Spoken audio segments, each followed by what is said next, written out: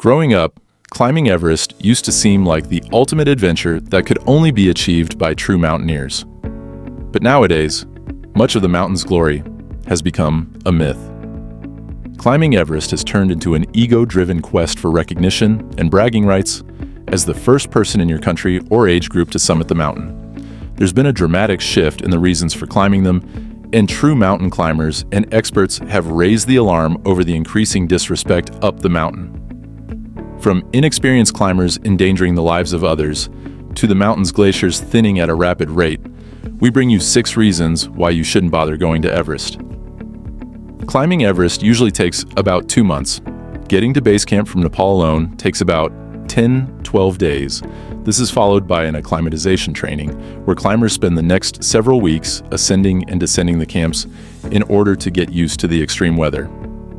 Camp 4 is where the climb gets even more arduous because you're now officially in the death zone. Oxygen levels are much lower than what you're used to, and the only thing helping you breathe properly is the oxygen tank strapped to your back. Now imagine waiting in line for hours in freezing cold with hundreds of other climbers also trying to reach the exact same spot. Crazy, right? Well, this picture makes it even scarier than you could possibly imagine. This is a real-time image of hundreds of climbers making a continuous line all the way to the summit in 2019. The image, which went viral in 2019, sparked global outrage, with experts criticizing the Nepalese government for issuing climbing permits without putting in necessary checks. You would think that the Nepalese government would take responsibility and make efforts to reduce the number of permits issued yearly. Instead, they blamed the increasing deaths on the mountain on climate change. There have been growing concerns about the effects of climate change on Everest, with rising temperatures causing the glaciers and snow to melt at a very fast rate. Researchers have found that the mountain has lost over 54 meters of its thickness in the past 25 years, thinning faster than ever.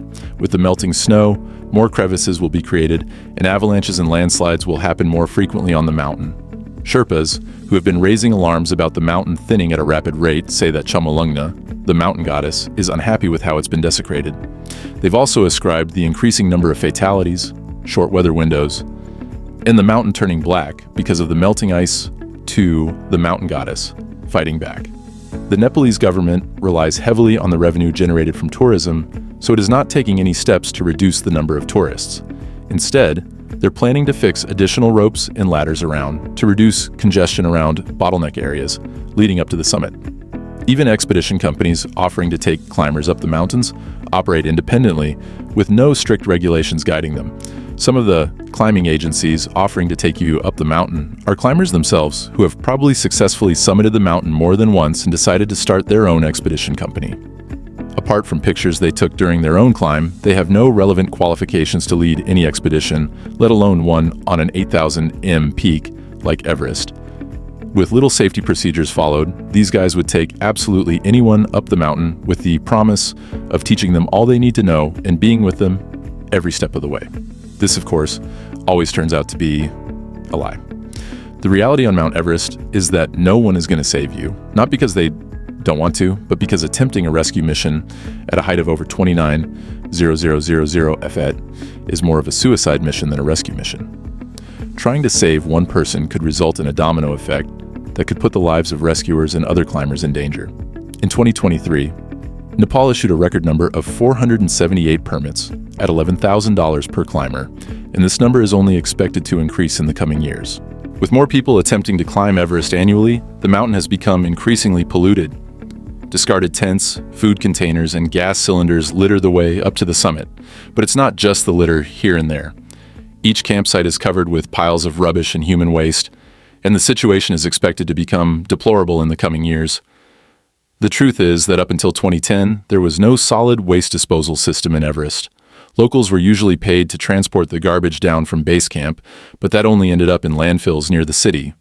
In 2014, the Nepalese government passed a rule that mandated climbers and expedition companies to bring back at least 8 kilograms of trash each, but this rule was never really enforced. In 2019, the government, in collaboration with volunteers and non-governmental organizations, launched a 5-day cleaning campaign that removed over 4 tons of garbage from the mountain, but that barely scratched the surface. Several other cleaning campaigns have been launched, but it has only led to the discovery of more rubbish buried deep into the snow. Everest is covered in filth. If you haven't been anywhere near Mount Everest, you probably imagine it to be pristine white and covered in snow, at least from the pictures you see on social media. But this is not the reality for many first-time climbers. You see, apart from the trash sites littering the camping areas, another major problem up the mountain is poop. That's right. While several toilet facilities are available at base camp, this isn't the case for the other camps leading up to the mountain. Most climbing agencies often place their climbers on special diets. Others simply advise them to avoid heavy foods that may cause digestion issues or nausea when climbing at high altitudes. But what happens when nature calls, when you're halfway up the mountain and there are no toilet facilities in sight?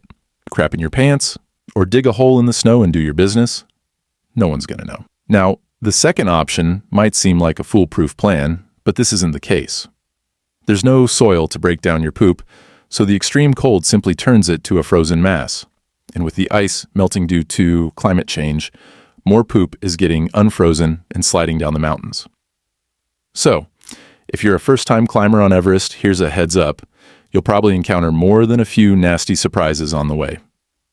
Another disaster on Everest is that there are more people who have no clue about mountaineering on the mountain, endangering their lives and the lives of those around them. The long queues on Everest are mostly caused by people who aren't physically or mentally fit for the climb, going really slow and slowing other people behind them down, especially around the Hillary Step, where climbers have to attach themselves to a single rope for safety. The unstable weather patterns on Everest is also making it difficult to plan safe expeditions for climbers. The mountain is freezingly cold and windy all year round, and to minimize the risk of accidents, experts often look out for the short weather window when temperatures drop. This period is usually between the middle of May to early June. However, the timing has changed in recent times, and this 2-week window of good weather has drastically dropped to just 3-4 days, with many expedition companies planning their summit push around this period.